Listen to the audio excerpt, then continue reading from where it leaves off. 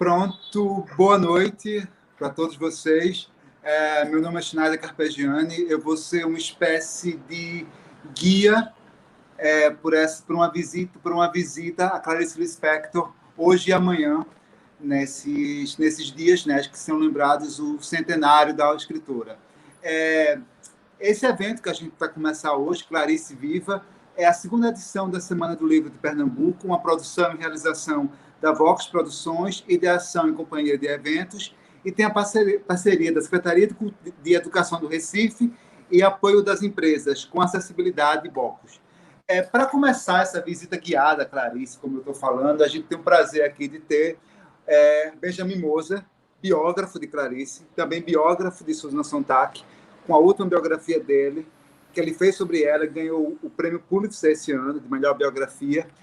E antes, a ideia de começar com Moser, essa visita guiada a Clarice, foi justamente ter uma visão de um leitor radical da autora. Nada melhor do que um leitor para fascinar outros leitores. Antes da gente começar essa conversa com o Moser, eu queria fazer um pequeno aviso. Esse evento ele foi pensado há um ano atrás, quando a gente estava num outro planeta.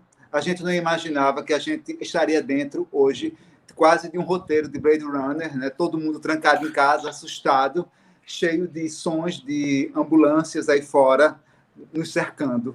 Mas, enfim, eu acho que Clarice, para usar uma expressão que eu adoro, que Silviano Santiago, o crítico, lançou mão sobre ela a um texto recente, que ele fala assim: Clarice nos ajuda a ver a coragem do medo. Eu acho que a gente está num momento que a gente precisa ver a coragem do medo, diante de todas essas ameaças que a gente está tendo. Moser, boa noite. Infelizmente, você não está aqui conosco, presente. Que pena, né? Mas é bom estar dessa forma, pelo menos, né? Exatamente. Moser, eu queria começar fazendo uma pergunta um pouco geral. Assim. Eu sempre fico imaginando o que leva alguém a ter uma leitura tão radical de um autor a ponto de querer escrever uma biografia sobre ele. Porque eu penso assim, Clarice Lispector era uma escritora que viveu mais ou menos contemporânea da gente. As pessoas ao redor dela, a maioria estavam vivas quando você começou a leitura de Clarice, ou seja, saber sobre ela não era uma coisa muito difícil. Eu queria saber qual foi a peça que estava faltando nessas suas leituras de Clarice que levou você a fazer uma coisa tão radical quanto entrar num processo de uma biografia, que eu acho que você nunca saiu dela, né? Porque você acaba voltando. Cada vez que você traduz Clarice, lança um livro de Clarice, você acaba escrevendo uma parte disso. Fala pra gente essa leitura radical que você fez dela. Isso, eu adorei a frase, leitura radical, porque realmente é isso. Eu acho que quem conhece Clarice, quem está aqui com a gente hoje, festejando o centenário dela, entende a obsessão que a Clarice suscita na gente. Porque você sabe disso, eu sei disso, muita gente entende disso. Mas eu acho que ir até o ponto de fazer uma biografia, depois fazer todo o projeto de tradução em vários países, e essas coisas, que são quase 20 anos de trabalho agora, não é uma coisa leve, é uma coisa que eu não sei se eu teria feito se eu soubesse quanto trabalho eu teria dado. Mas eu comecei bem... Como que eu digo? Eu comecei como leitor, mas eu fiquei obcecado, porque a gente fica obcecado. Eu vim para o Brasil um pouco por causa dela. E eu acho que não só que eu vim, mas que eu acabei ficando. Agora eu não posso chegar ao Brasil pelas razões que a gente conhece, infelizmente. Mas o meu Brasil é isso, é ela. Eu conheço você por ela, eu conheço todos os meus amigos do Brasil por ela. Eu assinei um contrato hoje sobre outro projeto de televisão, mas a pessoa que não tem nada a ver com Clarice, mas eu conheço a pessoa pela Clarice. Então todo o meu mundo ficou ampliado por isso. E, Moser, o que foi? Mas, assim, além disso, quais foram as coisas que mais lhe... Quando você estava lendo Clarice, quando você começou a imaginar aquela mulher escrevendo no Brasil dos anos 50, anos 50 e 70, aquela mulher que sofreu uma queimadura, sofreu um câncer, aquela mulher que aparentemente parecia uma estrangeira, um ET visitante para as pessoas que guardavam um mistério. Qual foi o teu mistério de Clarice? Olha, eu acho que se você é suscetível a ela, você quer saber tudo. Você não quer escutar esse mistério, mas você quer ficar dentro do mistério. Você quer ir mais longe naquilo. É o drama um pouco de GH, que a gente fica fascinado pelas coisas que a gente não vai fazer. Eu acho que a maioria de nós não vai ficar comendo a barata, sabe? Mas a gente fica fascinado pela mulher que vai até esse ponto. E o meu mistério de Clarice não foi talvez de esgotar isso, mas eu queria compartilhar isso. Eu queria, principalmente, que os leitores do meu idioma pudessem lê-la e compreendê-la. E pela minha grande surpresa, porque a gente sabe que a relação com Clarice, para quem tem, é uma coisa muito íntima, é uma coisa muito privada. A gente não sabe exatamente quem vai compartilhar isso. Não é para qualquer um. E eu acho que é isso que atrai nela, que é uma relação super pessoal. Mas, ao mesmo tempo, eu sabia que tinha mais gente. Eu acho que pela minha vivência no Brasil, eu sabia que tinha muita gente que ia adorar isso. Então, eu dei um mistério para os outros, mas eu não... Eu fiquei no meu próprio. Moça, eu fiquei pensando... Eu sei que tu não gosta muito da palavra marketing. Tu não gosta, eu já vi uma entrevista, é uma palavra que dá um certo... né? Era meio estranha, mas assim, uma coisa que eu fico pensando é o que foi que levou Clarice a ter esse acolhimento nesse momento lá nos Estados Unidos e na Europa. Saiu a tua biografia, a gente sabe que é muito difícil, na verdade, autores, mesmo traduzidos, conseguirem uma leitura grande, por exemplo, nos Estados Unidos. E Clarice Lispector, ela foi capa dos principais veículos literários dos Estados Unidos. Ela foi citada por celebridades que a gente nem imaginava, tipo a Sarah Jessica Parker diz, eu estou lendo os contos de Clarice Lispector. Qual foi o segredo ou marketing que levou Clarice a ser lida nesse momento? O que é que estava faltando para ela chegar para esses autores? Olha, essa é uma pergunta que eu gosto de responder. Eu acho difícil de responder também porque a palavra marketing tem um quê de vulgaridade, de você tá vendo Clarice como se fosse pipoca, sabe? Mas não é isso. Eu fiz uma coisa, eu ainda faço uma coisa que é como uma campanha política, em que você precisa de apoio de várias pessoas. Você precisa dos sindicatos, você precisa dos banqueiros, você precisa das celebridades. Não sei, eu estou inventando uma coisa para chegar à mídia e para chegar às livrarias e para chegar a aqueles leitores que entram nas livrarias se interessem por esse livro e não pelos outros 50 mil que está na livraria. Isso é uma arte, realmente. Mas é um trabalho de muitos anos. Eu fui juntando essas pessoas que eu sabia que tinham a minha sensibilidade.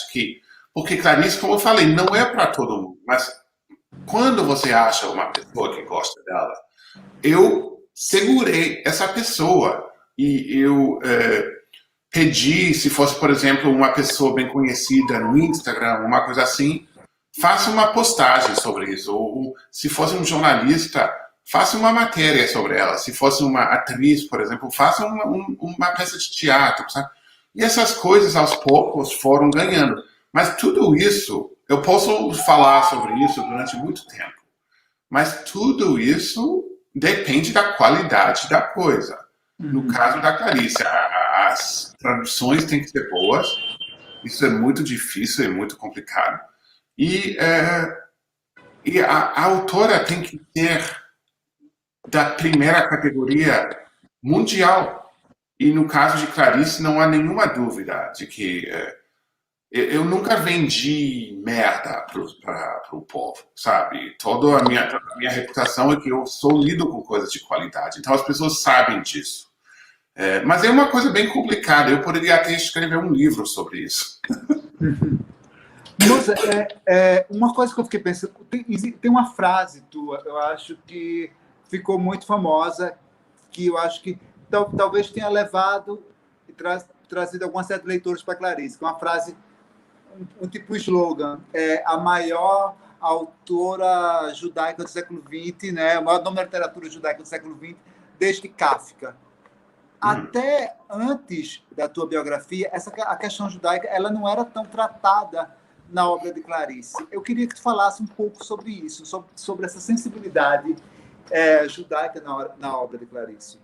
Bom, eu acho que a Clarice, sendo brasileira, sofreu um pouco disso, porque o Brasil, isso mudou radicalmente, como você sabe, a gente já falou sobre isso, mas a relação da sociedade brasileira com as minorias, digamos, negros, mulheres, tudo isso, judeus. O Brasil tinha essa que estamos em Pernambuco. O Brasil tinha essa ideologia gilberto-freiriana de que são 3 raças aqui, são os índios, os africanos e os portugueses, e todos ficaram juntos e criaram essa nação. Só que a gente sabe, se a gente frequenta o Brasil, que o Brasil não é isso. O Brasil é muito mais complexo do que isso, mas havia uma tendência nacionalista mais antiga de falar, mas ela não era judia, ela era brasileira, por exemplo, né? Eu ouvi isso muito, como se fosse uma discrepância, que você não podia ser judia e brasileira ao mesmo tempo, né? Para mim, a Clarice era uma coisa muito conhecida, de certa forma, porque eu sou descendente, em parte da família do meu pai, eu sou descendente de judeus refugiados, que era o caso dela. Também, da família dela. E eu lendo essa coisa, eu reconheci essa voz, que é uma coisa muito quem se cria, como você pode estar na Mongólia, e se você enxerga uma pessoa a 500 metros que é brasileira, você vai saber que é brasileira, né? Não tem como errar nisso. A sensibilidade de Clarice é muito judia. É muito típico da voz e daquela situação de estar chegando na festa, sabe? E não conhecer ninguém, e ficar olhando como que alguém vai falar comigo. Essa estranheza é uma coisa muito básica, só que no caso judaico era uma coisa imposta pela história.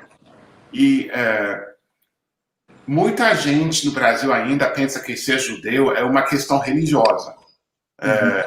Que se você vai 8 vezes por dia fazer tal reza, isso. Mas não tem nada a ver com o que ser judeu. É uma sensibilidade mais que nada. E eu gostei de falar sobre isso, porque eu acho que foi uma contribuição no Brasil, mas também fora do Brasil, de conhecer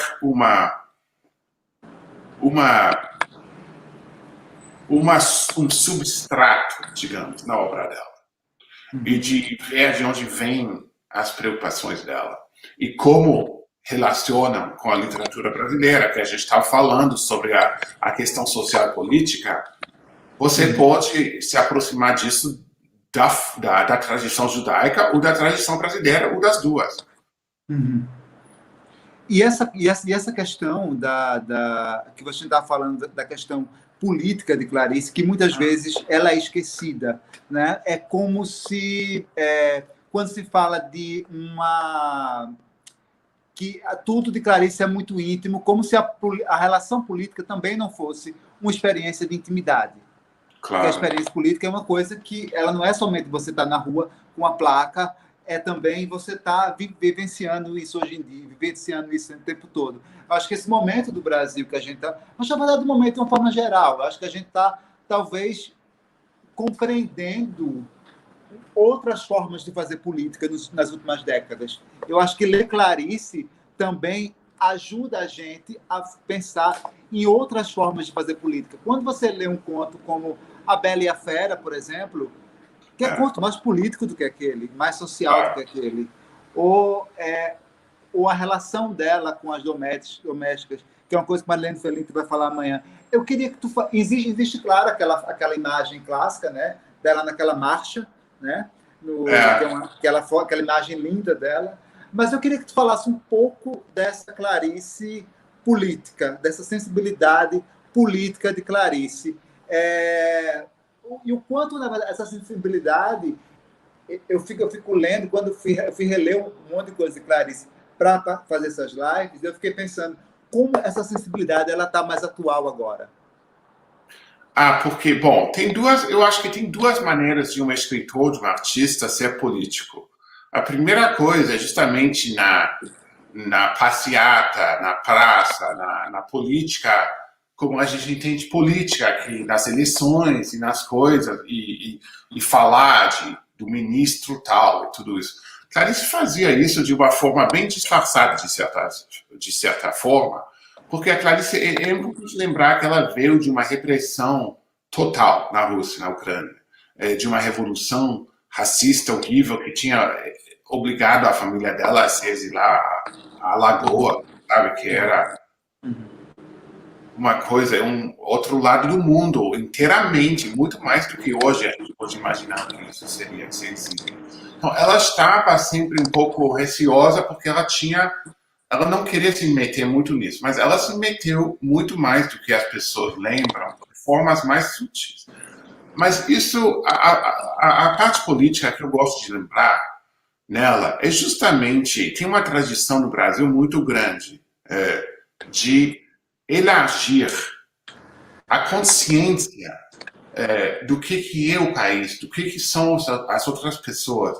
Se você lembra de Machado de Assis, do mundo de Machado de Assis, né? É aquela elite carioca. Eu com todo respeito, porque eu amo Machado de Assis, eu faço questão de insistir nele.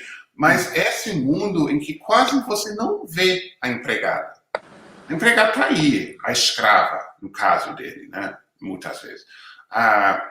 As pessoas marginalizadas do campo não têm em Machado de Assis porque ele fica todo na cidade. Não tem essa consciência dos trabalhadores e tal.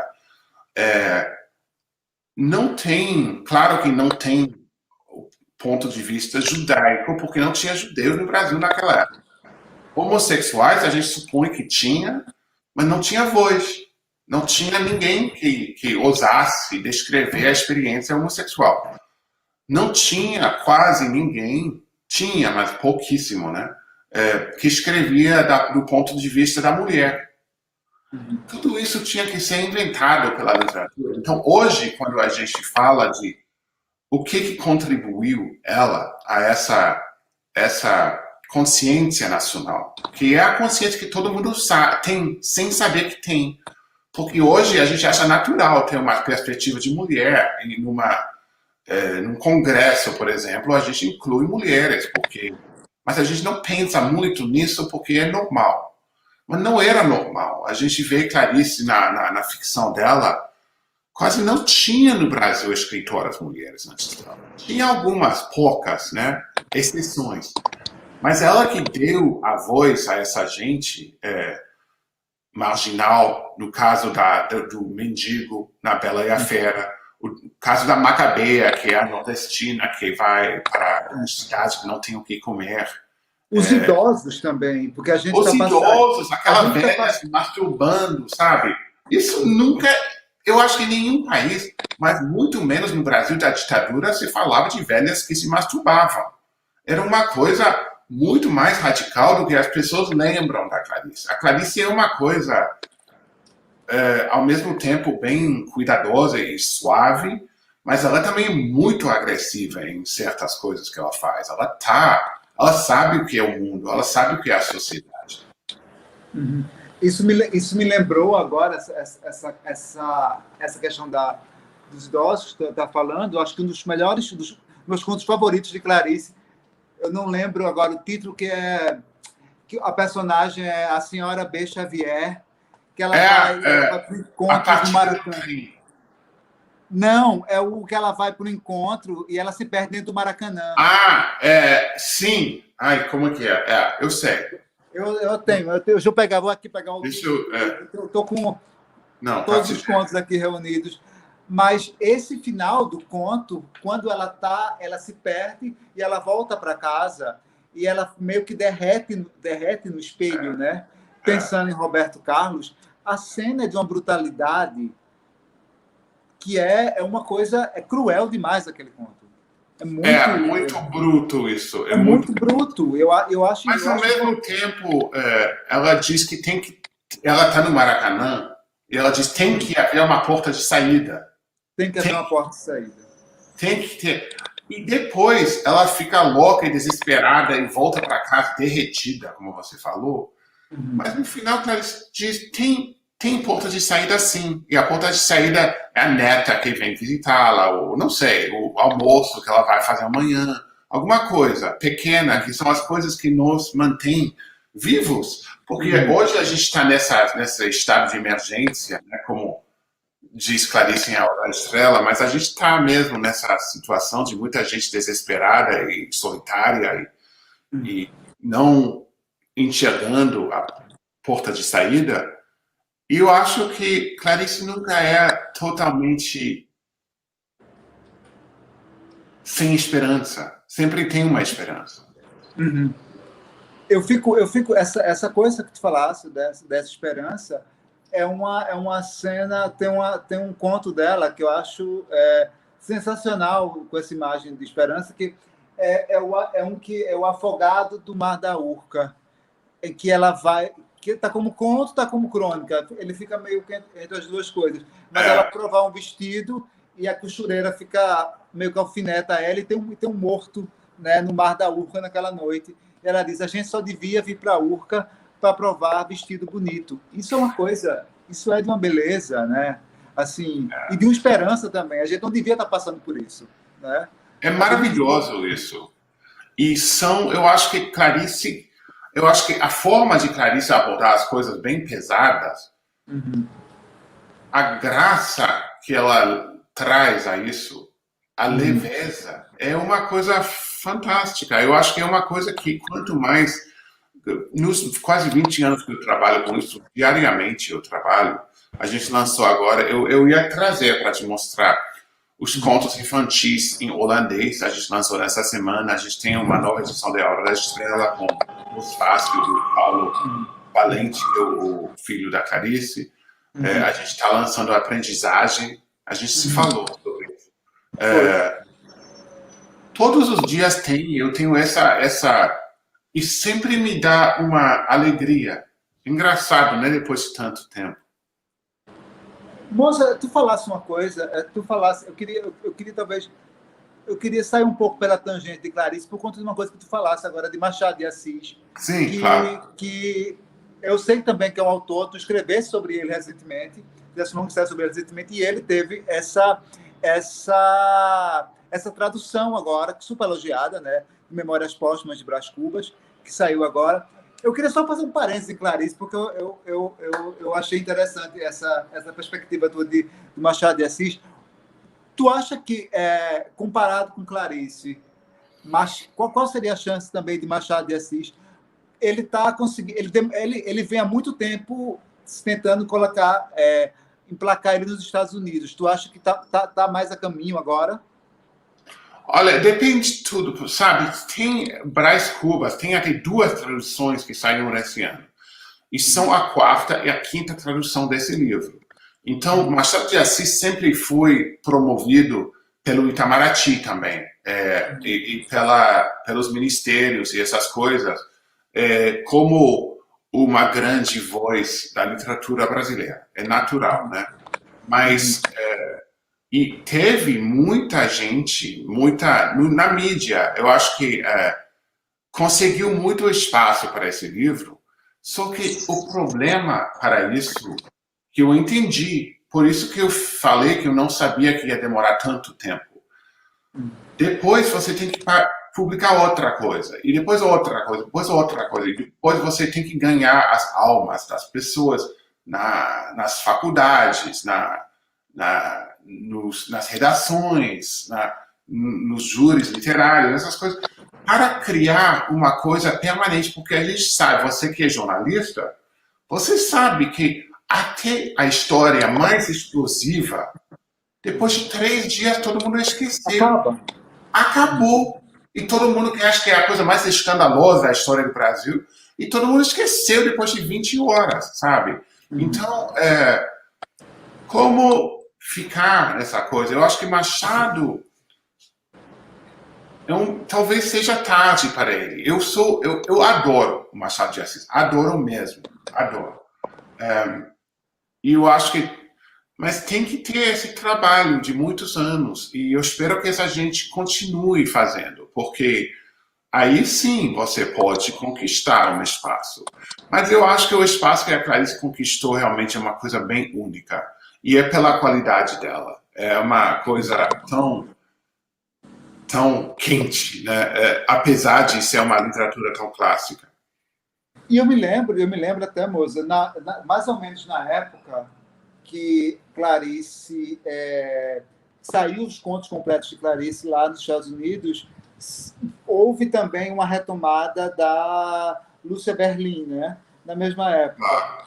E que se colocou meio uma contra a outra, porque tem essa coisa com mulher, né? Não pode ser somente... não pode ser duas, tem que ser uma, quem é melhor, né? Era quase uma coisa meio Lady Gaga versus Madonna, né? Quem é melhor, né? Lúcia Berlim... Não, mas sobre Clarice já tinha existido antes, porque isso foi em 2016, eu acho. E a minha biografia foi publicada em 2009, depois começaram as traduções, então a gente... Mas uma diferença muito grande é que a Lúcia Berlim era americana, então não necessitava tradução. E isso você pode pegar os textos dela e reeditá-los e publicar de novo e botar uma capa bonita e tal, com tradução e com uma linguagem da dificuldade da linguagem da Clarice. Já em português é difícil, né? Mas para a gente tem sido uma coisa meio infernal trazer isso para outro idioma, mas você consegue. E é curioso essa questão de Clarice também, quando a gente pensa na própria tradução. Às vezes, a gente vai ler... Se você tiver uma leitura muito rápida de Clarice, parece até... Claro que você entende, você sabe que tem um jogo de questões ali filosóficas e tal. Isso é um lugar comum já sobre ela. Mas muitas vezes se esquece também o trabalhar que ela tinha com a palavra, né? Traduzir Clarice não é apenas traduzir questões profundas, é também ter um cuidado muito grande com as palavras. Isso é uma coisa que a gente já conversou. Coisas que são esquisitas, sabe? Você sabe, eu vou revelar ao público agora que esse senhor aqui me ajuda muito com essas traduções. Você sabe, eu te envio por WhatsApp perguntas sobre isso. O que é isso? E são frases que se você ler rapidamente, você entende basicamente o que é. Mas se você for explicar e olhar bem, a frase quase que desmancha nas suas mãos. É uma coisa incrível que ela botou umas armadilhas quase nas frases. Mas isso é muito engraçado, porque eu fiquei muito aliviado quando eu entendi que muitos brasileiros têm dificuldade com essa linguagem. Porque eu achei que talvez fosse pelo fato de eu ser estrangeiro, o português não é meu idioma, que era uma coisa que eu não estava captando, ou burrice. Mas não, é difícil mesmo. Qual foi teu primeiro beijo em Clarice? Qual foi teu primeiro contato com Clarice? Qual foi, assim? Foi conto, foi romance, foi o quê? Que pegou você de cara? Eu acho que você leu na universidade, não foi? Foi? Você leu na universidade, Clarice, pela primeira vez? Foi, não, eu tinha estudado, eu fiz o colégio na França, aqui. Eu voltei para os Estados Unidos, eu tinha ficado vários anos na Europa, eu conheci a Europa, eu também conheci um pouco da América Latina. Eu fiquei interessado pela Ásia, só porque eu achei que quando eu fui estudar eu deveria fazer outra coisa. Aí eu fui fazer chinês na faculdade. E foi um fracasso rotundo, total. Assim, não deu certo de nenhuma forma.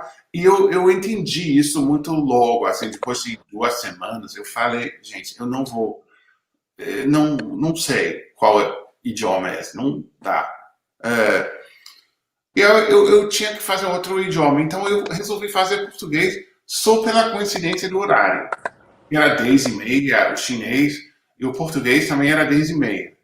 Então eu fui para lá, eu não sabia nada sobre Portugal, Brasil, nunca tinha passado pela minha cabeça. Mas são essas coisas, né?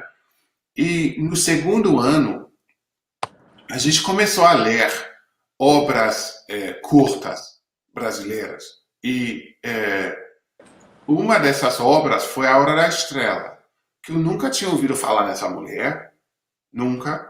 E eu abri essa coisa. E eu senti uma força que eu ainda sei descrever. Eu sinto fisicamente esse impacto que teve essas primeiras páginas do livro. E, e eu me lembro também da foto dela, que é uma foto muito famosa, que ela sentada numa cadeira, é quase o retrato oficial da Clarice. E eu fiquei olhando para ela, é um relance, é uma coisa muito esquisita, como se fosse. Você sabe, né? Quando você está num restaurante, você vê uma pessoa interessante. Estou falando de um tesão quase sexual, né? Você percebe uma pessoa e não é necessariamente a pessoa mais bonita, né? A pessoa mais interessante, o famoso, não sei o quê. Mas é só que algumas pessoas te atraem. E é muito difícil explicar por quê. E muitas vezes, na vida também, né? Não rola. Você pode achar uma pessoa interessante assim, mas não é uma pessoa para você. Mas às vezes é. Às vezes você captou uma coisa num olhar. E foi essa foto da Clarice, eu queria, eu queria conhecê-la. Eu fiquei fascinado. Eu lembrei agora de uma história de Clarice que eu acho ótima, quem conta é José Castelo, que Ah, ele, pouco antes dele, ele sempre teve curiosidade de conhecer Clarice, né, de ver Clarice pessoalmente. E ele conta uma história que eu acho ótima, numa crônica, que ele estava indo para visitar Clarice nesse dia, e ele estava dentro de um ônibus. Aí no ônibus ele estava levando para ler para ler para ela assinar lá a Paixão segundo GH. E quando ele olha para o lado, tem um adolescente lendo a Paixão segundo GH. eu não me lembro disso. Essa história é maravilhosa. Essa história é maravilhosa. E ficam os dois mudos, assim, eles se reconhecem e tem uma sensação meio de estranhamento. E ele vai falar com Clarice, né? E Clarice chega para ele e ele dá um conto para Clarice ler, que ele estava escrevendo na época. Ah, sim. E depois ele pede para Clarice analisar o conto e Clarice liga para ele tempo depois assim: você não pode ser escritor, você tem medo. Você é um homem muito medroso. Você é muito medroso. Eu acho que Clarice ela tem essas coisas, ela tem essas coincidências, essas primeiras impressões, né? E que eu acho que meio que enfeitiça as pessoas, né? Tem uma coisa meio de enfeitiça isso. É meio complicado, claro, para gente que trabalha com literatura, para gente que faz crítica literária, usar a palavra enfeitiçar, porque parece que a gente está. Você usa sem problema. Parece que a gente está tirando a questão do labor da criação literária. Mas com Clarice, às vezes, a gente acaba escorregando nisso. E uma coisa. Clarice, se não tem feitiço, não tem nada. Eu acho que se você abordar a Clarice de ponto de vista acadêmico, intelectual, literário, tal, crítico, pode Uhum. fazer. Eu também já fiz muito, né? Eu escrevi toda essa biografia, que é isso, de certa forma, mas eu acho que se você tirar a mágia, o encanto, o feitiço da Clarice, você não captou alguma coisa nela. Porque a fascinação dela, a gente está celebrando o centenário dela. Uhum. É muito raro um escritor chegar aos 100 anos com a quantidade de amor, e de respeito e de veneração mesmo que tem Clarice. Você já foi, né? Eu acho que você botou uma vez, eu vi uma foto de você na Praia do Leme, naquela Uhum. estátua dela. Foi, eu tirei uma foto. Que tem toda essa vista, talvez a vista mais famosa do Brasil, que é a Praia de Copacabana e tudo o mar e toda a cidade do Rio. E tem Clarice sentada com o cachorro dela. E isso, eu fiquei lá uma vez. Sabe, tem essas tendas, assim, você pode tomar uma cerveja lá na frente, naquela barra. Eu fiquei sentado aí, assistindo as pessoas chegarem.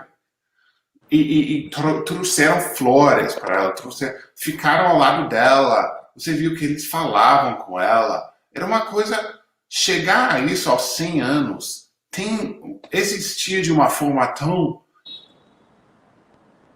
no coração das pessoas. É uma coisa muito única. Eu acho que a maioria não chega. A maioria dos escritores é totalmente esquecido bem antes do centenário. E é feitiço mesmo. E por falar, e somente que tem um feitiço que Clarice não consegue resolver. Na verdade, ninguém consegue resolver esse feitiço, na verdade, por falar em estátua de Clarice, por falar nisso, é a casa de Clarice, o casarão que ela morou aqui no Recife, né? Que está no estado lamentável. Às vezes é um lugar que a gente passa. Eu acho curioso, Moza, porque ninguém fez essa reportagem. Acho que dava uma reportagem muito interessante. Toda vez que eu passo na frente lá, faz vários anos, passo na frente, e tem uma mesma placa de um cara que eu não lembro, eu não lembro agora se ele é eletricista ou encanador.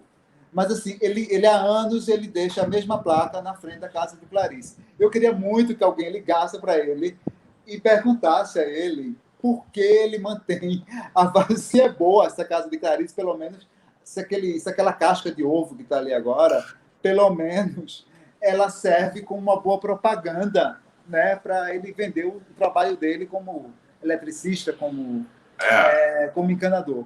Eu queria que tu falasse um pouquinho, eu acho que a gente está fazendo um evento que ele parte do Recife, sobre a importância dessa casa, né? E, na verdade, para o Olha, Brasil, essa na verdade. casa para mim é uma mágoa na minha vida, porque eu me ofereci pessoalmente, assim, tomar conta dessa casa, de comprar essa casa, de restaurá-la, de convertê-la no museu.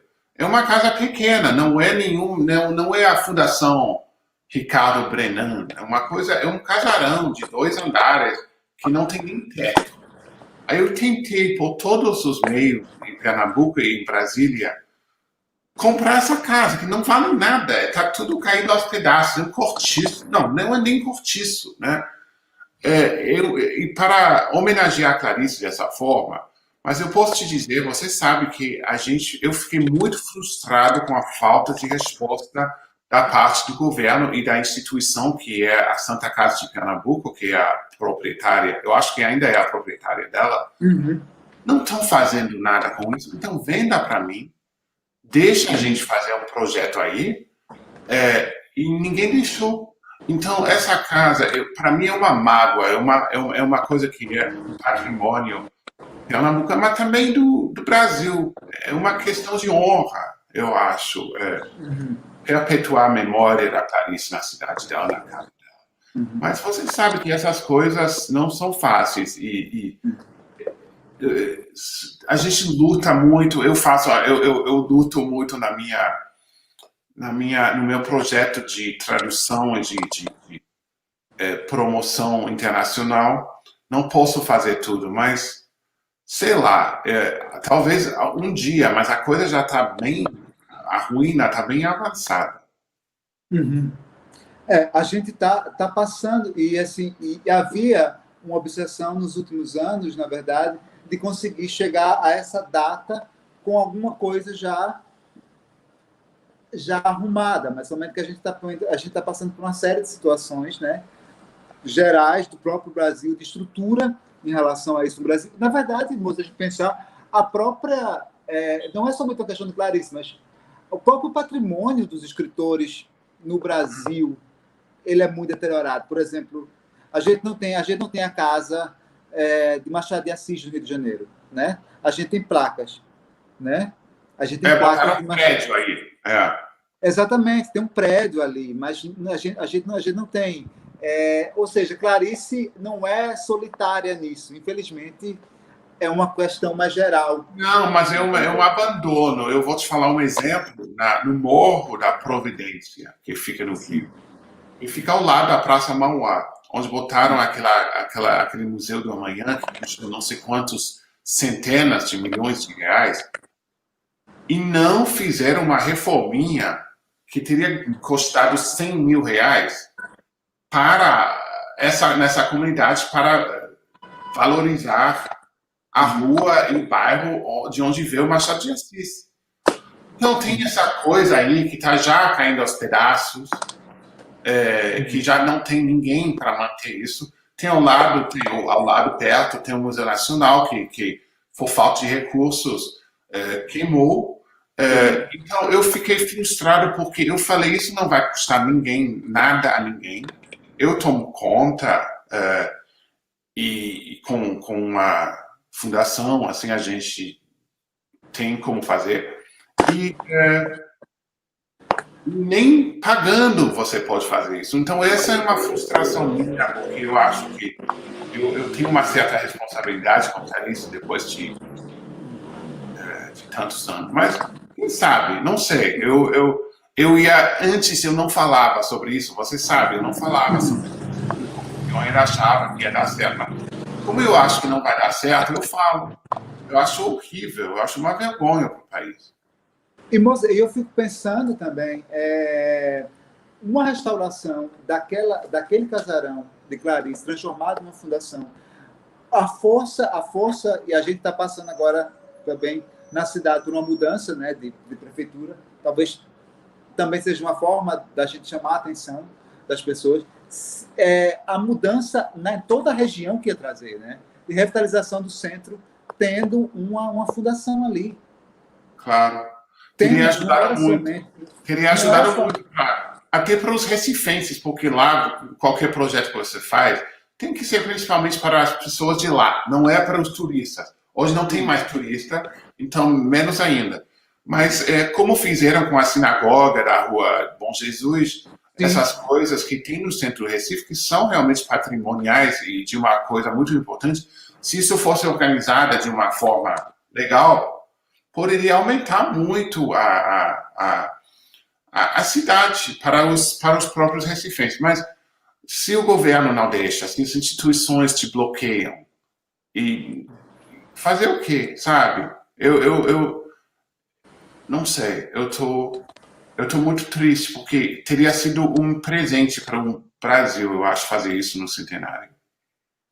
Moza, a gente tá, daqui a pouco a gente está chegando ao final da live e as pessoas que estão, o que eu estou recebendo aqui, as pessoas podem fazer perguntas por aqui, mas estão falando que eu recebi agora uma mensagem, na verdade, não estão mandando perguntas para você, estão mais elogiando você aqui. Entre os elogios aqui que fizeram, o David Andrade Pimentel comentou o seguinte, que eu acho que tu podia retomar um pouco isso, sobre a questão da linguagem, sobre a questão da tradução. Moça, a sua tradução da Hora da Estrela é muito desafiadora. Estou lendo e é muito intrigante e às vezes estranho. Isso é muito bom. Um estranhamento clariciano e da língua estrangeira. Curioso, né? Um brasileiro lendo a tradução da Hora da Estrela, né? É muito legal isso, porque é um bom exercício para quem está aprendendo inglês ou está aprendendo a traduzir, comparar isso e ver quais foram as soluções que outra pessoa achou. E como que você, se você está de acordo ou não, como que você teria feito, interpretado. Isso é um exercício muito bom. Moça, uma coisa que eu fiquei pensando agora, eu não sei se faz, eu não sei se isso faz sentido, mas é uma percepção que eu sempre tenho de Clarice. Tu falasse um pouco antes sobre essa pessoa essa imagem que você viu de Clarice Lispector na capa do livro e que chamou tua atenção para ela. Essa imagem engoliu você. E a imagem de Clarice, as lendas de Clarice, muitas vezes engolem as pessoas. Às vezes é mais fácil às vezes a gente conhecer a imagem do que certas obras de Clarice. Por exemplo, é mais fácil a gente lembrar que, por mais que muita gente não tenha lido Grande Sertão Veredas, mas sabe, Grande Sertão Veredas, livro de Guimarães Rosa, ou Memórias Póstumas de Brás Cubas, Machado de Assis, e às vezes a impressão que passa se sabe mais o nome de Clarice do que não apenas que se lê Clarice, mas que se sabe as obras de Clarice. Né? Assim, olha, mas isso é um desafio. Esse é, aliás, o tema do meu último livro sobre a Susan Sontag, que é a diferença entre a imagem da pessoa, a fotografia da pessoa e a pessoa real. E como é que a imagem pode distorcer e matar a pessoa, e como também pode salvar a pessoa. Eu acho que é bom que as pessoas, pelo menos, saibam quem foi Clarice Lispector. Isso já é um passo que muito importante, que muita gente não chega nem a ter o nome conhecido. Ao mesmo tempo, é uma coisa que, no meu trabalho, eu sempre... É um convite, né? As pessoas irem além da imagem e pode ficar com a imagem também, porque é verdade que a Clarice era muito bonita, a Clarice era muito interessante, as fotos são famosas, tem toda essa parte assim que é muito legal. Mas eu quero tornar possível a aproximação. É uma porta aberta. Se as pessoas querem entrar ou não, depende delas, né? É como tu falasse, acho que quando saiu a capa da biografia de Susan Sontag, eu acho que tu comentasse um pouco. Era uma popstar que eu colocaria a foto no meu quarto. Clarice passa um pouco essa imagem também, de você colocar a imagem dela no quarto. Mas, por outro lado, também eu fico pensando, muitas vezes essa imagem, as pessoas esquecem que um dos grandes romances do século XX é A Paixão Segundo GH, que tem uma questão, ou Água Viva, ele está ali na lista das grandes obras da literatura brasileira, de fragmentação mundial. Exatamente. Às vezes as pessoas esquecem de citar esses livros. É curioso isso, assim, por conta dessa imagem da popstar.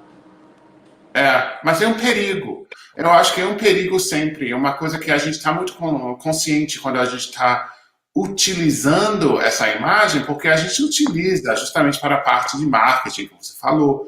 Mas é tudo para chamar a atenção à pessoa e à obra. É tudo para instigar as pessoas a ficarem... Porque você sabe, né? Você que é jornalista, você sabe que... E hoje, com celular, menos ainda, você tem um meio segundo para captar a atenção das pessoas. E tem um jornal, quantas matérias por dia? Você fica feliz de ter uma matéria no jornal, mas são 800 matérias naquele jornal, naquele dia só. Então, como que você pode utilizar isso para chamar a atenção das pessoas? É uma coisa muito difícil, é complicado. E sim, a gente colocou só a foto da Susan na capa do meu novo livro, porque é um pouco irônico, né? Sem o nome, ela, né? São raras as pessoas que isso funciona também. Exatamente. Você vai direto, você sabe quem é Susan Sontag. Você sabe quem é. Sabe. Moza tem... chegou aqui um comentário, na verdade não é uma pergunta, mas um comentário, do Antônio Henrique de Moura, dizendo que em São Paulo preservaram e transformaram em museu a casa de Mário de Andrade. Sim. Isso é outro chamado que a gente tem que fazer em relação à casa de Clarice. Uma outra questão aqui do Heraldo Galindo Silva. O que é que tu acha dessa quantidade de citações apócrifas de Clarice em rede social? Às vezes acaba virando uma piada, Clarice Lispector. O que é que tu acha disso? Eu adoro isso. Eu fiquei muito irritado no início, sabe? Eu achei super brega essas frases ridículas que jamais teria falado Clarice. Mas a gente está falando de feitiço e isso. Clarice falou que até depois de minha morte eu vou continuar escrevendo. E eu acho que ela profetizou isso. E foi exatamente o que ela falou. Ela fica dando coisas que tipo de livro de autoajuda, não sei o que parece de cartão de Natal, sabe? Mas eu acho isso legal porque mantém ela viva, sabe? Eu acho como na Idade Média, sabe? Os poetas as poesias foram um pouco uma arte coletiva, que pelas gerações alguma pessoa foi colocando uma coisa, esquecendo outra coisa e assim aquelas poesias ficaram vivas durante vários séculos. Então eu acho que a Clarice é um pouco isso. Moza, a gente está quase chegando ao final da conversa da gente, mas como eu tinha pensado, na verdade, e eu acho que essa é uma pergunta que eu quero que todo mundo que participe dessa visita guiada a Clarice, a sua parte como guia está chegando ao fim, felizmente. Mas eu queria que a gente está trabalhando aqui, a gente fez questões para iniciados e para iniciantes de Clarice, para essas duas questões. Mas eu queria uma indicação sua para um iniciante. Olha, qual seria o primeiro beijo que se daria em Clarice? Olha, para mim, eu teria que dizer que é a mesma coisa que foi a minha iniciação na seita, na igreja, Clarice, que foi a Hora da Estrela. Que é uma coisa pequena. Se há tem estrangeiro que nem fala português, pode ler, você também pode ler. E esse livro, você lê em 1 hora ou 2. E eu acho que se você não sentir a imã Clarice, como que eu digo, o feitiço de Clarice, aí tudo bem, não se culpabilize, passe a outra coisa, que tem muito para ler nesse mundo, e esqueça. Mas se você for, é como uma isca, né, para mim, foi, que me prendeu como peixe, né? E até hoje eu estou na seita, eu só até não sei se eu sou padre, eu sou o bispo, quase, talvez, mas eu sou da seita total. Eu acho que qualquer um que sente esse apelo é para sempre. É uma das coisas mais lindas da minha vida e de muita gente. Ô, Moses, eu fiquei pensando agora que, na verdade, essa indicação, na verdade, da Hora da Estrela é um livro... É muito chato, na verdade, ficar dizendo é um livro atual. É muito chato ficar falando isso, que é um clichê péssimo no jornalismo. Porque, às vezes, é bom que uma coisa não seja atual. Às vezes é bom que uma coisa date, fique datada e anacrônica mesmo. O anacrônico também é bom. Mas o Hora da Estrela ele é interessante, tudo para esse momento, porque eu acho que tem tem um anonimato na dor daquela personagem que é tão que a gente está passando agora. Tem um anonimato ali tão grande, tem um choque com a realidade tão grande, que eu acho que diz muito também sobre esse momento que a gente está vivendo. Eu sempre fico... Eu reli recentemente, durante a quarentena, essa quarentena que não tem fim, A Hora da Estrela. E aquele anonimato daquela mulher que só comia cachorro-quente e que precisava ir para uma cartomante. Quantas pessoas nessa quarentena não correram para uma cartomante querendo saber de um futuro possível, né, para quando é que sai disso? Eu acho que é um livro, acho que gostei muito dessa tua Não, mas é muito atual. Eu acho que a grande literatura sempre é atual. O confronto do anonimato da pessoa esmagada pela sociedade que ainda mantém sua esperança e sua fé é uma questão de todos os países, de todas as épocas. E é um livro magnífico, é um livro dos mais lindos, você não acha? Eu também reli esse ano por causa dessa nova edição e eu fiquei ainda com a mesma paixão. Não mudou. Eu acho que acaba. Pelo contrário, eu acho que os grandes amores é isso, né? O amor fica mais profundo, não fica menos, fica mais. Uma seita só faz sentido a partir da renovação constante da fé, né? Então, vamos fazer essa igreja na Praça Marcel Pinheiro, se ainda tem. Exato. Sabe? Exatamente. Os fiéis vão ter o nosso tempo, sabe? Moça, queria agradecer essa conversa. Eu que agradeço. Foi um prazer isso, sim. Espero a próxima vez a gente conseguir fazer isso ao vivo, assim que a gente sair do roteiro de Blade Runner. E eu queria avisar vocês, a gente vai ter um intervalo na nossa visita guiada de Clarice, de 8 horas. A gente está aqui de volta com Eliane Robert Moraes, professora da USP, que ela vai conversar com a gente sobre a questão do mínimo na obra de Clarice, o quanto isso importa. Um dos focos da fala dela vai ser A Menor Mulher do Mundo, que é um dos contos mais assustadores, eu acho que mais forte de Clarice. Então, a gente volta daqui a 1 hora. Moser, obrigado por ter começado os trabalhos. Obrigado, gente. Obrigado a todos vocês. Tchau. Até já. Tchau. Um abraço. Tchau.